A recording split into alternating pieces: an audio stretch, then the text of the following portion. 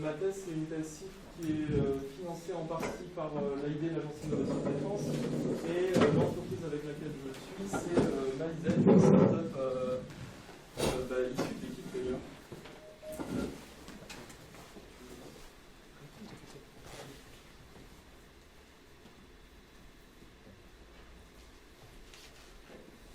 Et donc, moi, le sujet sur lequel je travaille, c'est la possibilité d'utiliser les systèmes de recommandation pour aider à l'analyse de log dans le cadre d'investigations de sécurité.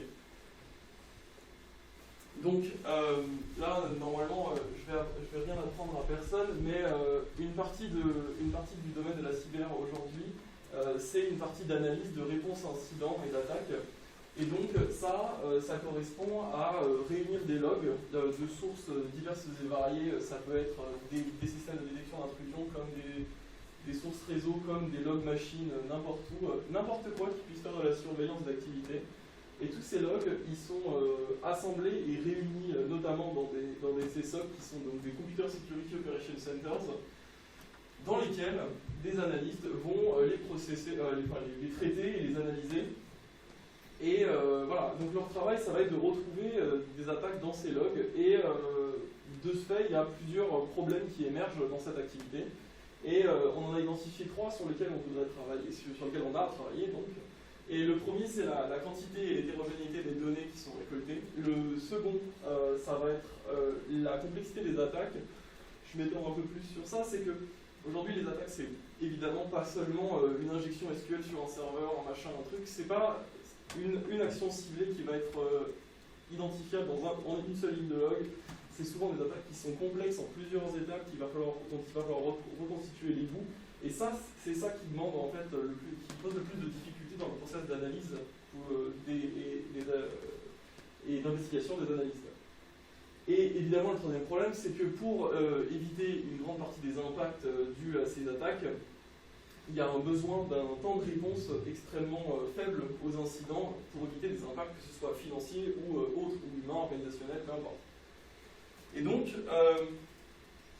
ce process d'investigation, en quoi il consiste? Il consiste en l'identification de menaces potentielles, d'activités étranges et même simplement de comportements utilisateurs qui soient risqués.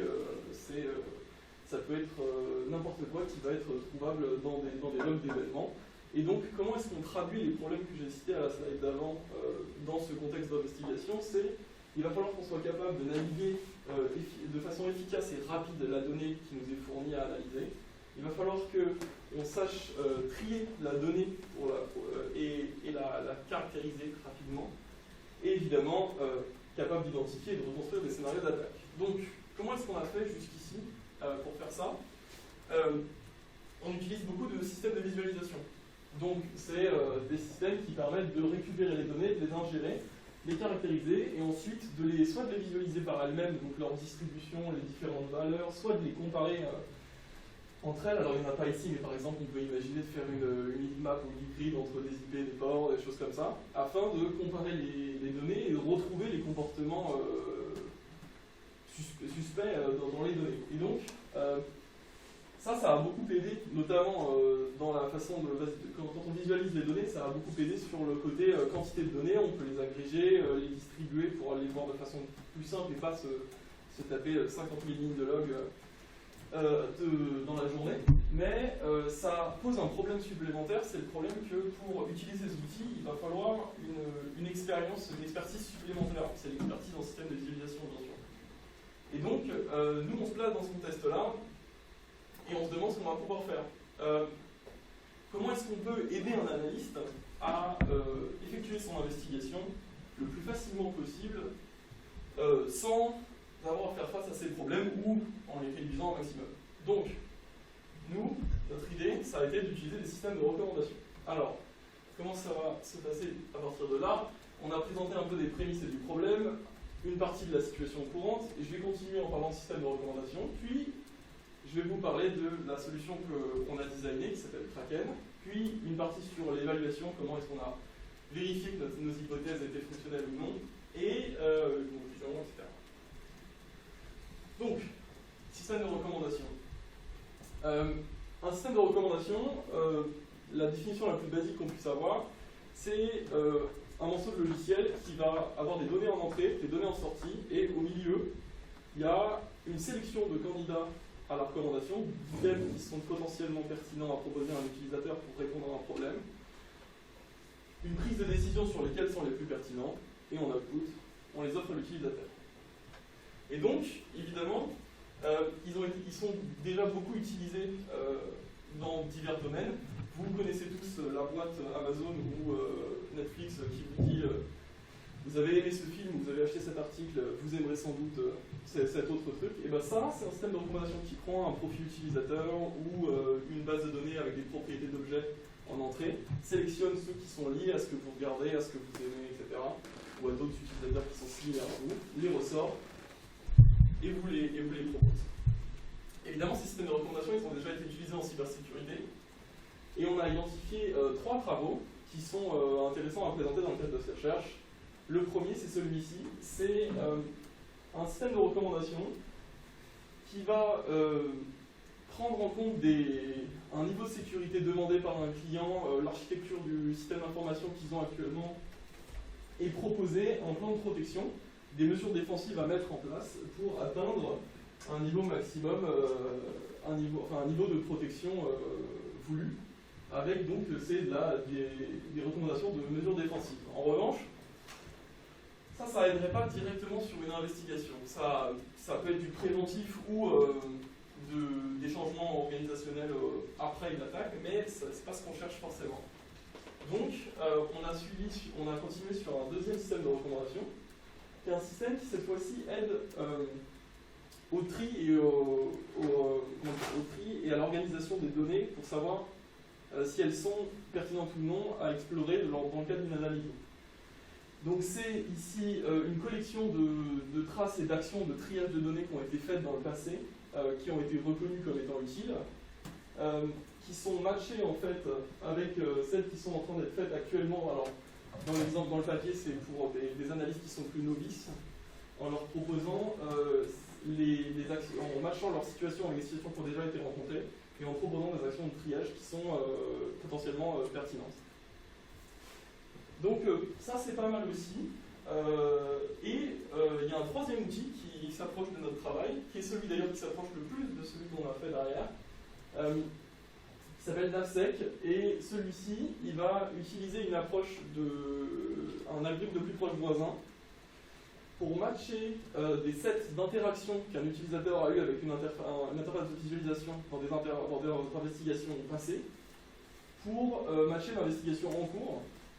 Et lorsqu'on trouve une correspondance le plus proche voisin, on va l'offrir en recommandation pendant l'investigation courante et espérer que ça nous mène à une visualisation qui permet d'identifier les comportements suspects de l'investigation courante. Sauf que, à nouveau, ça pose des problèmes. Il faut encore l'expertise en système de visualisation dont j'ai parlé. Et, alors par exemple, pour ce papier-là, le plus proche voisin, c'est quelque chose qui est fait avec. C'est quelque chose qui est faisable avec très peu de données au préalable. S'il n'y a qu'une seule investigation passée, on a des sets d'interactions qui ont été faits, mais on n'est pas sûr qu'ils soient pertinents. Et donc nous, et ça dans les systèmes de recommandation, ça s'appelle le cold start.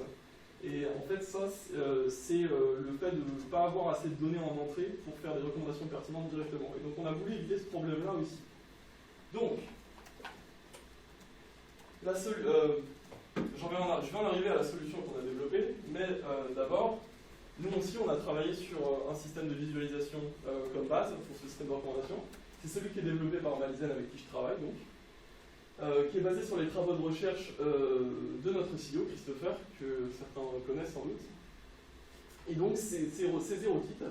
C'est un outil collaboratif d'investigation de données sécurité dans une interface visuelle. Et comment ça fonctionne? Ça fonctionne comme ça. Ça, c'est un screenshot typique d'une partie de l'interface quand on fait une investigation. Et donc, on a tous les types de données qui sont à notre disposition à investiguer sur la gauche, comme vous pouvez voir là dans le cadré A. Et on peut en fait les drag and drop sur l'interface pour les visualiser donc avec différentes visualisations. Ici, c'est un top 10, mais on a des pie charts, des bar charts. des trimas pour les idées par exemple, ce genre de choses. Et on peut visualiser donc les valeurs, leur distribution, et pour avancer dans notre investigation et trouver des choses intéressantes, se mettre dans des situations différentes, on peut utiliser sur les encadrés B ou C des filtres par valeur ou par taille step. Et donc, ça nous permet donc de fouiller un peu le dataset, de trouver les comportements anormaux, mais ça ne résout pas les problèmes qu'on avait avant. Et donc même si on trouve une valeur suspecte, comme ici par exemple, on a un analyste qui a choisi d'explorer les ports sources, qui trouve 66-67, et qui ne connaît pas. Une rapide recherche Google nous informe que ce port-là, c'est un port qui est lié souvent à des serveurs IRC, ce qui n'est pas forcément quelque chose de très normal dans un réseau d'entreprise. Et donc on décide de le marquer pour le conserver dans l'investigation. Quand on le marque, on peut, c'est l'encadré D là, on peut le marquer avec un flag soit safe, soit suspect, soit danger, qui indique différentes intentions derrière le flag. Safe, ça va être que la valeur n'est pas suspecte en elle-même et qu'on n'a pas encore trouvé la menace qu'on voudrait identifier et qu'on va continuer à chercher. Suspect, c'est que la menace est définitivement suspecte, mais on n'a pas encore réussi à caractériser la menace. Et danger, c'est qu'on sait que ça y est, c'est le log, il y a marqué ceci qu'une attaque, à peu de choses près. Et on l'a trouvé, on va passer à autre chose. Mais là, une fois qu'on a fait ce flag, en l'occurrence, ici, on a 43 000 événements à explorer. Et là, on ne sait plus quoi faire. Donc, on arrive à ce système de recommandation. Kraken. On l'a construit avec trois idées en tête, que j'ai en fait, dont j'ai parlé au fur et à mesure dans les slides précédentes. La première, c'est d'améliorer donc l'efficacité et la rapidité d'une investigation. La deuxième, c'est d'offrir ces recommandations à un moment qui est pertinent, parce que si on floute l'analyste avec des recommandations à n'importe quel moment, il va juste finir par ne pas les écouter et continuer sa investigation et notre outil servira à rien. Et la troisième chose, ça va être que lorsqu'on fait des recommandations, on peut facilement en fait, faire toujours la même ou aller toujours dans le même sens et aveugler carrément l'analyste et le forcer vers un chemin particulier dans le dataset et complètement offusquer d'autres parties du dataset qui auraient été intéressantes à explorer. Donc comment est-ce qu'on a construit ça? Oui, et on l'aura vérifié avec une évaluation derrière. Je ne sais pas pourquoi elle est restée là toute flèche. Comment est-ce qu'on fait ça? Le processus de recommandation, c'est, on repart de l'exemple que j'avais juste avant, le flag, et là, on appelle le système de recommandation. On va lui passer en fait tous les types qu'on peut explorer, le type qu'on a flagué, et tout ce qui est possible, et on va sélectionner des candidats pertinents pour la recommandation à travers une base de connaissances que je vais expliciter juste après. Et ensuite, on va sélectionner les candidats les plus pertinents et les proposer de cette façon à l'utilisateur. Donc là, en l'occurrence, on avait flagué le port tout à l'heure, on va proposer le type de données de transport de direction et d'IP à aller explorer pour voir si on trouve des valeurs qui vont nous permettre de mieux caractériser l'attaque.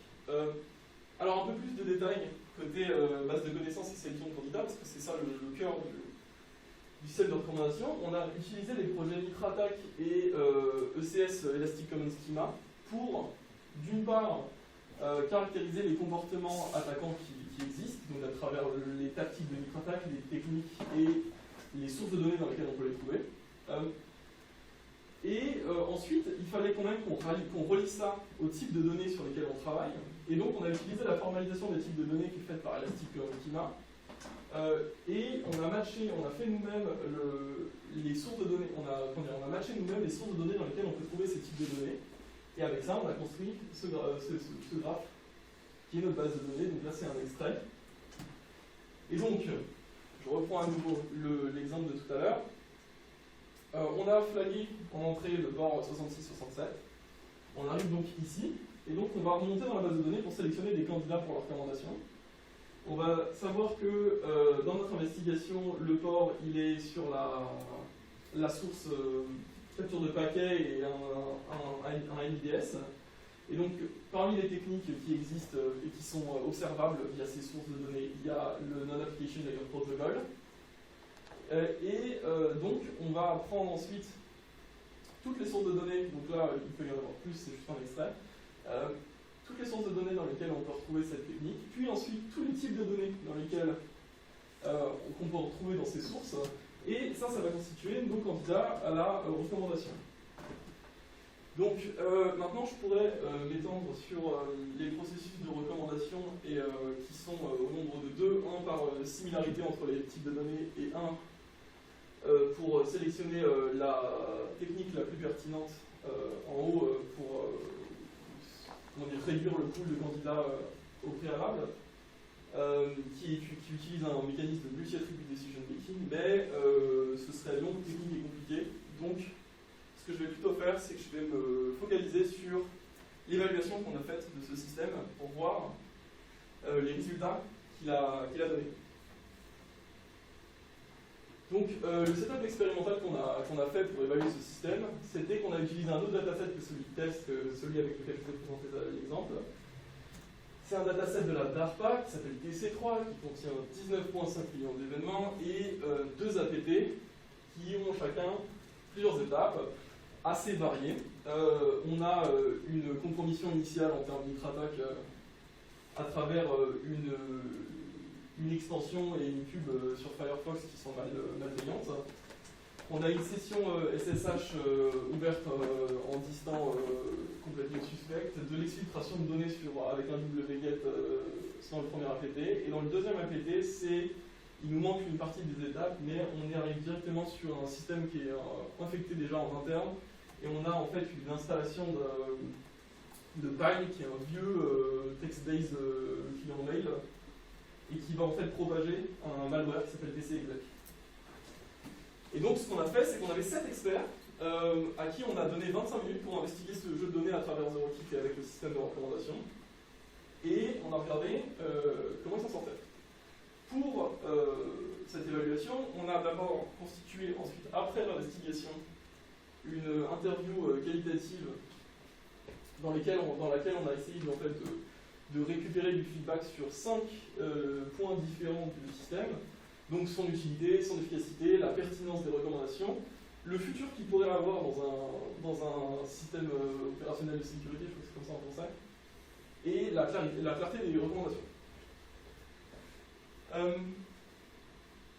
Qu'est-ce qu'on a comme résultat sur ça? C'est en fait, on a les 7 participants en haut avec l'expérience en tant qu'analyste qu'ils ont. Et ce qu'on voit, en fait, c'est que sur le côté efficacité, pertinence des recommandations, utilité du système, etc., ils sont tous assez d'accord pour dire que le système leur a été utile. Ils sont tous assez enjoués sur le futur de l'outil, ce qui est un bon point.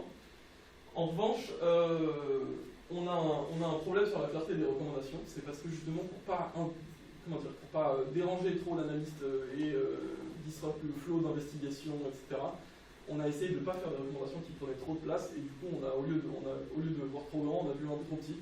On avait des toasts qui restaient pas longtemps. Mais enfin, tous les utilisateurs ont quand même réussi à utiliser l'interface et les recommandations correctement, à l'exception du 7e que vous voyez ici. Mais ça peut s'expliquer par le fait qu'il avait en fait une expérience en tant que... Ça a beau être un expert cyber, il avait une expérience en tant qu'analyste faible, et donc lui demander d'apprendre un nouveau métier en 25 minutes, c'était pas facile. Et voilà. Mais ça c'est encourageant, mais du feedback qualitatif c'est évidemment pas suffisant. Donc ce qu'on a fait, c'est qu'on a enregistré toutes les recommandations qui ont été faites dans toutes ces investigations. Et on a regardé, alors nous, parce qu'on connaît le dataset, celles qui étaient pertinentes. Et ce qu'on voit, c'est que les recommandations suspectes, qui vous ne le savez pas parce que je ne vais pas détailler dans les scoring process, utilisent un process de scoring des candidats un peu plus complexe, sont toujours pertinentes. Et c'est peut-être ça qui l'explique d'ailleurs, parce que on fait attention, on réduit plus le pool de candidats sur plus de paramètres différents. Et donc il y en a un qui doit marcher. Les recommandations safe sont également plutôt pertinentes à 80%, et celles de danger, en revanche, le sont qu'une fois sur deux. Par contre, la dernière colonne que vous voyez ici, Fallout, c'est les recommandations si elles ont été suivies une fois qu'elles ont été proposées à l'analyste ou non. Et donc les recommandations suspectes, en fait, ont été beaucoup suivies parce qu'elles sont apparues pertinentes quand quand elles ont été visualisées par les analystes. Les safe aussi, on est sur le même ordre de grandeur par rapport à la pertinence des recommandations. En revanche, il y a un problème sur les recommandations de danger, et ça peut s'expliquer par le fait que notre hypothèse sur ce qu'était un flag danger est peut-être mauvaise, au sens où, en fait, quand un analyste avait identifié formellement une attaque, au lieu d'aller à un autre endroit du dataset en disant « bon, maintenant j'ai trouvé cette attaque-là, je vais aller repartir ailleurs pour en trouver d'autres », en fait, ce qu'ils font, et ce qui est bien sûr ce à quoi on aurait dû penser, c'est qu'ils essaient de lier cette attaque à d'autres et repartir de là. Donc en fait, au lieu de proposer un endroit complètement différent du dataset, on aurait dû essayer de trouver une attaque liée et proposer de l'observer dans un autre type de données. Et une dernière chose que je veux noter, j'ai parlé de l'influence de l'expérience en tant qu'analyste de nos experts en cyber qui l'ont testé. On voit que c'est quelque chose de très important à travers l'expérience, parce que l'analyste qui est en vert là, qui avait une expérience haute, il a 3 ans, il avait 3 ans d'expérience dans un SOC au préalable. Il a été capable de déterminer avec précision quelle recommandation allait lui être utile, donc il les a pas toutes suivies, mais toutes celles qui étaient pertinentes, oui. Il a pu trouver 90% des menaces, et le tout d'ailleurs en 12 minutes sur 25 minutes d'investigation, assez impressionnant. En revanche, celui-ci, on en a déjà parlé, il avait peu d'expérience, donc il n'a pas trop réussi à trouver les menaces, même si quelques-unes quand même, 20%. Et au milieu, on voit que, en fait, on peut supposer que le système de recommandation a été utile, mais en fait jusqu'à un certain point, où ils n'arrivent pas à dépasser 50% des menaces trouvées, même en ayant une expérience moyenne, et même avec les recommandations. Et c'est peut-être parce que l'outil, pour le moment, les recommandations ne sont pas assez claires, pas assez expliquées, et donc c'est pas facile de les suivre, et donc de dépasser ce seuil de menaces trouvées. Hop, voilà. Donc on en est à peu près là. Ce qu'on a fait, c'est un système de recommandation qui s'appelle un knowledge base, puisque la base, c'est une base de connaissances qui est établie au préalable sur laquelle on a travaillé. Il y a 2 process de scoring associés, une évaluation de l'outil, et en travail futur, l'objectif, ce serait peut-être de développer un système de recommandation complémentaire qui prendrait d'autres informations en input, pas seulement une base de connaissances, mais peut-être des profils utilisateurs, ou des investigations passées, ce genre de choses, pour avoir plus d'informations en entrée, et ainsi affiner nos recommandations et offrir de meilleures recommandations. Voilà, et ben, je vous remercie de m'avoir écouté, et